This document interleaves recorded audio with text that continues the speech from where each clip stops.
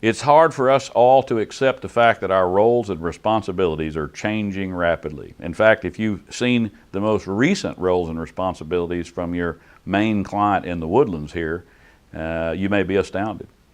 We started off being performance coaches, which meant that we had to gather data and influence people and try to keep folks on the right direction to getting better. You've heard me say before, deeper, cheaper, safer, smoother, and done with miles of smiles. That's what we're all about here at Onward. We've got to find ways to encourage people to do a better job. Now, there's a metric involved in that. There's a physical process involved in that. We can't simply assume that we're doing better each time, and we can't simply assume that everyone is giving us their suggestions as we go forward.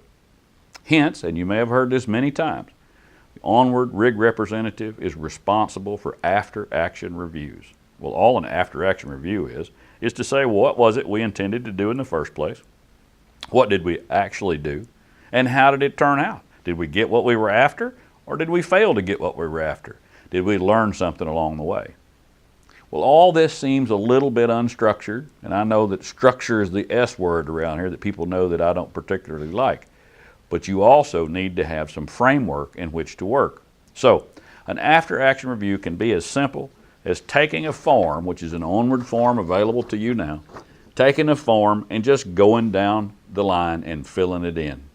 You may hand forms like this out to people who have completed a major task on your location, for example, the running and cementing of casing or a pump and dump job at the beginning of a well. Whatever that major circumstance is, you've got lots of options.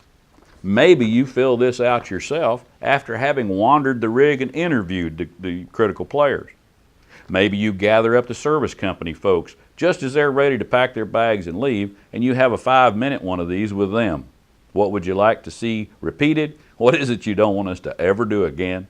How could we have improved the process? And by gathering this information, taking it to your lessons learned tracker, and being sure that it gets to the drilling engineer, company man, or to the superintendents in town, we get good ideas and we actually capture them so that we don't repeat mistakes and we don't lose those improvements that are available to us. So in summary, you've got a lessons learned tracker, you've got improvement cards, and now you have an after-action review formula. With those three, along with your tally book, your ever-present pen and tally book, you'll be able to continue the discussions and make CIA, continuous improvement activities, a reality.